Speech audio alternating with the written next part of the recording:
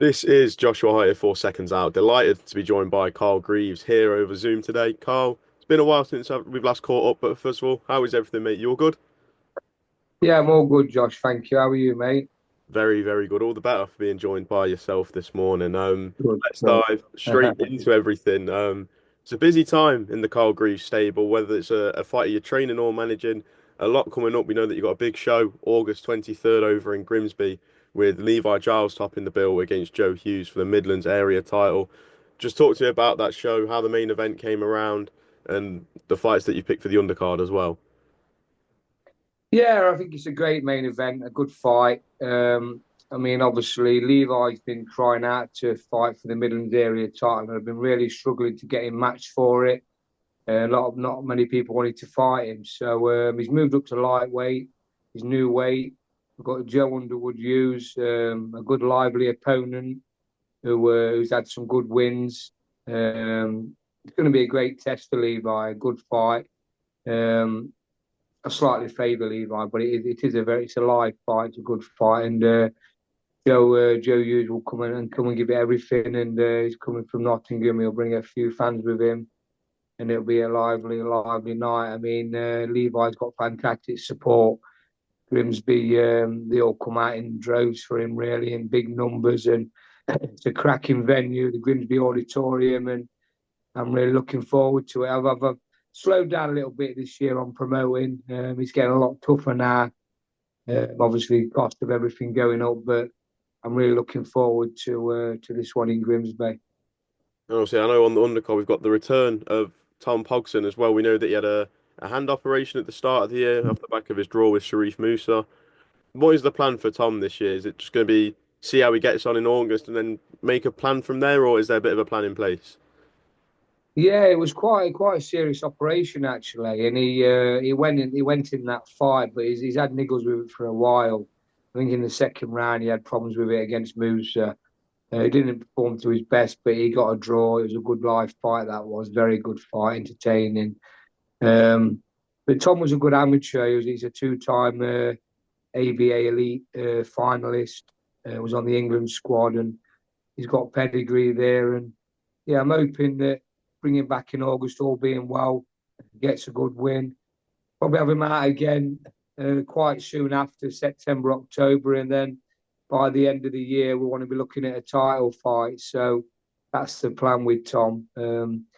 He's chomping at the bit. He wants big fights. He don't want to be hanging about with these journeymen and that. He wants to be straight in there at the deep end. Fair play to him. There's not many that want to do that, and I'm going to be doing my best to get him a live fight and a big opportunity. And just back on Levi, we know that his last fight was the draw with Kez Ashfaq on the GBM card. Was there any talks of the rematch with Kez Ashfaq being made, or was it really just once that fight was done, you moved on to the next one, you said? Yeah, at the time there was talks. There was both. They both seemed up for it. Obviously, Izzy from GBM was looking at putting the rematch on, but it's just fizzled away. Really, I think Ashfaq was looking at going down to featherweight, and obviously Levi's gone up to lightweight. So it's a million miles away, I'd say now. But yeah, it's a shame really because it was a decent fight, a fair result in my opinion. But yeah, but we move on. They're both going to go different directions now. And then just for yourself, you got any other shows lined up for the rest of the year? Obviously August 23rd, but you got any others planned that you're thinking of maybe doing? Yeah, we're looking at. I'm looking at joining up with John Ashton, my old manager and promoter. We're looking at going to Notts County. There's talks of obviously promoting there in the. It's called the Nest. It's like their fan zone. Excuse me. Yeah, it's like their fan zone. And if that's a success, then we're going to look at eventually moving on to the stadium. That's the plan. Notts County is really behind us. They really wanted to make it work. A guy called Johnny Moore, who's an events manager, he's involved as well. And we want to get Nottingham back on track. I know Lee Wood's not announced his retirement, but he's coming to the end of his career. And there's probably an hole in the market there for Nottingham. And we want to try and capitalise on it and bring the next prospects through. And I think promoting in Meadow Lane in Notts County is a great venue, a great it'd be a great event, and with them being fully behind it as well, I'm looking forward to it. And then, excuse me, and then yeah, then I'll be looking at doing something else in Newark, probably November, and probably try and go back in Leicester as well. So I want to finish strong at the end of the year. I'm looking at doing 3 or 4 shows. I've had a quiet summer. I haven't promoted since March. My next show's in August, so I've had a little break from the promoting, but I'll hit it big after the summer, I think. Absolutely. So you mentioned wanting to come to Nottingham and the Notts County fan zone. Looking around the local scene here in Nottingham, are there any fighters that stand out that you think could fill that gap when Lee Wood eventually calls it a day? um, I mean, I haven't really got many fighters in Nottingham. I think that's probably John's patch. I've got obviously the Newark and the Leicester. So John will be bringing a few from there, and we'll be probably mixing the bills. I'll have a few on from Newark and Leicester, and he'll have a few from Nottingham. So, but there definitely will be some coming through. I mean, John's got a lot of the fighters down that way, and there's a market for them. But yeah, I think there will be a good few coming through in the next few months for sure. Well, you mentioned fighters from Nottingham. I think it's quite fitting that we move into last weekend's action when we saw Ekow Essuman go over to Scotland and defeat Josh Taylor by unanimous decision. What you Yeah. saw from that fight, if you were able to watch it, how impressed were you with Ekow's performance? You know what? I'm over the moon for Ekow. I mean, he is a grafter. He works very, very hard, and he deserves his break. And he's finally got one. He's got his name out there. He had high pedigree from the amateurs. Good fighter, relentless, and he was very, very confident of beating Josh. A lot of people wrote him off. I never. I thought he'd win that fight. I mean, he's got an high work rating, and he eventually got to Josh. I mean, Josh started really well as the fight was going on, he was tiring, and Ekow was getting better each round and taking it to him. And he could have probably even stopped him, to be fair. But what a great win in the Lions Den as well in Glasgow. And yeah, I'm delighted for Ekow and his coach Barrington Brown. I mean, that was his boxing name, Barrington. His real name's Danny. So great team, and Mark as well, and they deserve it. And it was all for Jimmy Gill as well. I mean, old Jimmy, bless his soul, he's passed away, and I know that was in memory. That fight was for Jimmy, and it was a great win. And Jimmy would be so proud looking down on him. And yeah, I'm over the moon for the lads. Ekow's a good fighter, and he deserves a big fight now. And hopefully, Frank Warren will get him a world title fight.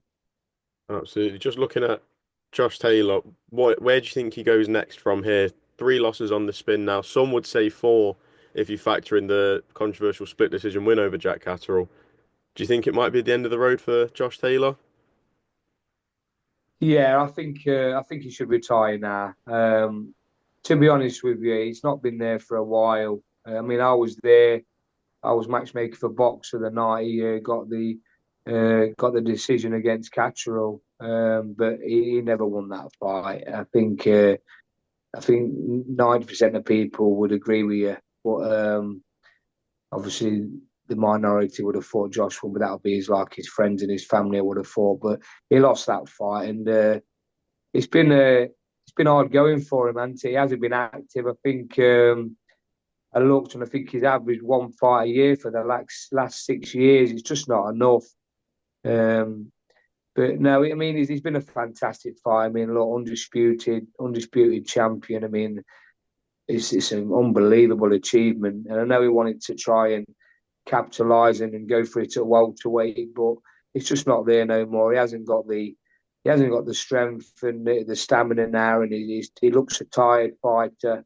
And I think it's time for him to call it a day. It's a very fair opinion. Just moving away from that, and looking at some of the wider topics in the boxing world. Seen an interesting quote the other day from Chris Eubank Sr. on his own YouTube channel, where he stated that he doesn't want to see Chris Eubank Jr. fight again. And in his words, he said, "You take another fight, then I'll fight too." So if Eubank Jr. fights again, we might see a Chris Eubank Sr. return, presuming an exhibition, hopefully. Would you be up for seeing Chris Eubank Sr. return? Not really. I mean, these fighters have got to understand they've had the day, they've been in the limelight. You know what I mean? They're old men now, especially in boxing terms. And no, we don't want to see that. I mean, Chris Eubank Jr. is coming to the end of his career. I mean, he had a great win against Conor. He ground it out there, didn't he? Grind it out, and he got the win. I mean, it was tough going for him, but I think he won, and I think the scorecard was about right. But keep boiling down to that weight. I mean, obviously he's been up at super middle, and obviously he's to fight Conor, he had to make that weight with a rehydration clause, and it's going to take its toll eventually. And same again, why don't you just go out on the top now, go out at the top? I mean, he had a good win. He's done very well. I would say financially secure, and we don't really need to see Chris Eubank back in the ring. His son, never mind his dad. So yeah, I think they need to understand that it's a young man's game, and yeah, move on. For Chris Eubank Jr. especially, there is a rematch clause with Conor Benn set for what the report's saying at September 27th back at Tottenham. Do you see anything different that Conor Benn could do to get the result this time over Chris Eubank Jr.? I mean, Conor had his success, but it's just so reckless and wild. He were getting picked off with a jab a lot. You know what I mean? He struggled to make anything count really. I mean, he did shake Chris once or twice when he did get through, but he misses a lot. A lot. Conor does. He's not accurate enough, and I think in that fight, Eubank showed the accuracy and his timing was a bit better. Um, Listen, he'll grow in confidence from that because obviously he's fighting a bigger man and he's realising he can take his shots and he might try something different. But I mean, he's got everything to gain and Eubank's got everything to lose now. Why do it? I mean, he's obviously getting an out of a lot of money if he's going to happen again, but he's going to have to drag his body down back to middleweight, and I presume they'll do the same.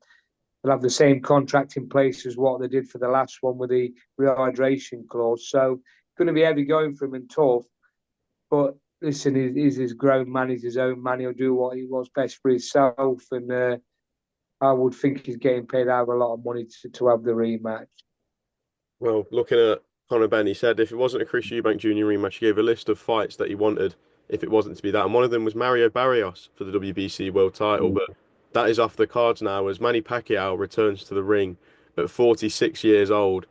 It's been 6 years since he last had a win in the boxing ring, 4 years since he last fought in a boxing ring. What are your thoughts on him not just coming back, but being able to go straight into a world title shot, essentially jump in the queue? Yeah, I just can't believe the rules. I mean, how they're letting a man who's not boxed for so long at that age go straight back in for a world title fight. I mean, it's just, I don't really like using the word, but it's just corrupt. It's got to be. There must be some big brown envelopes going about to get him past a fight for a world title at that age with the time out of the ring as well. I mean, it's just not fair. But I mean, he's been a name, he's been a legend of the sport, and what an unbelievable fighter in his day. But he hasn't looked great. He didn't look great 6 years ago. He could see he was coming to the end. So going back in for a world title fight, all this time out of the ring at this age, it's just wrong in my opinion.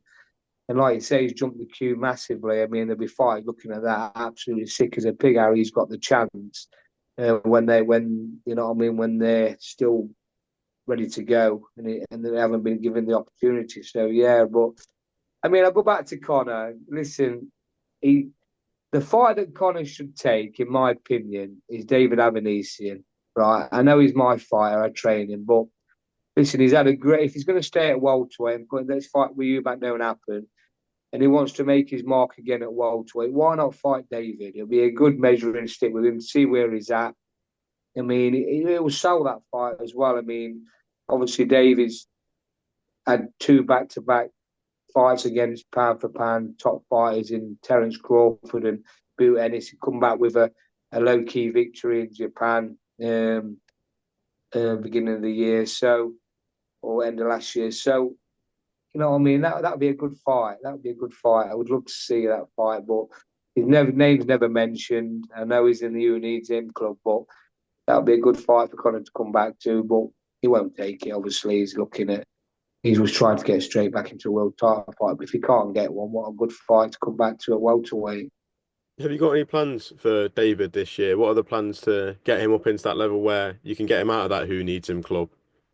Yeah, we just, I mean, obviously Neil Marsh is his manager, and he's trying his best. I mean, there's talks of fights. There always is talks of fights, but I mean, David 36, 37 in August. He's getting on a bit now, but he's still fresh. He's still got plenty to offer. I know that, regardless of the age. I mean, he lives a clean life. He's in the gym every day. He's all over the place training, and he's so dedicated. It's unbelievable. He went into the camp for Boot Ennis to help him prepare for Boot's last fight, and gave him some good rounds. Um, he was in the camp with the Irish kid. I forget his name now. Paddy He was Donovan? in the camp with him.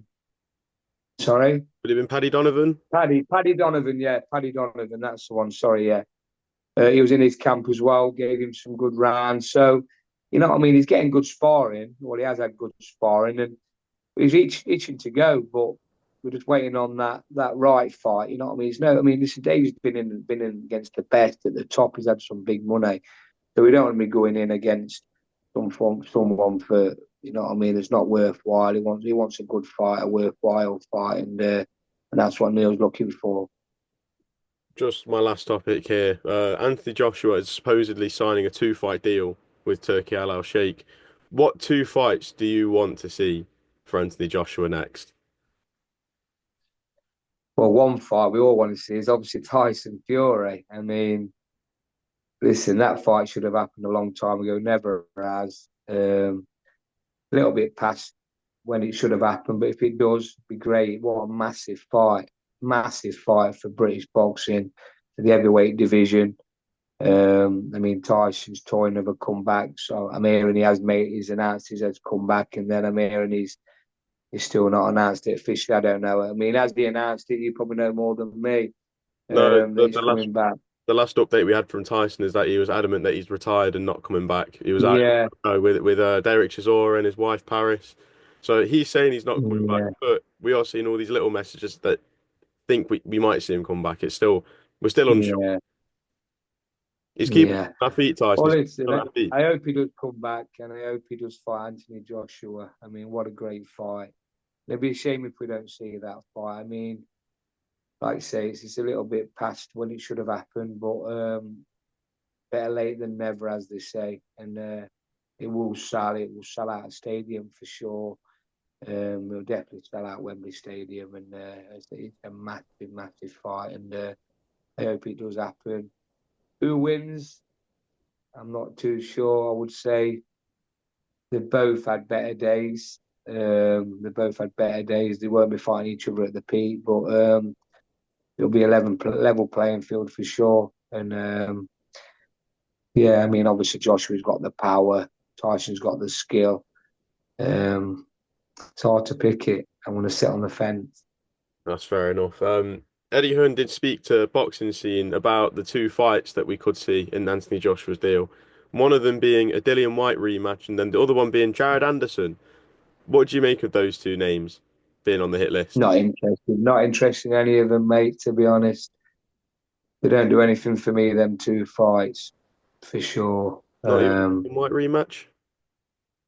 Nah, not really, mate. Dillian's past his best as well now. I mean, he didn't look great in his last fight in Gibraltar. He ground it out, didn't he? He got the win against a very, well, a determined Ghanaian, but a very poor one. But he got it out. He got him out of there in the end. But now he's had his best days as well. So no, listen. If he comes back, if they're both going to fight again, Joshua and Tyson, they've got to fight each other, in my opinion.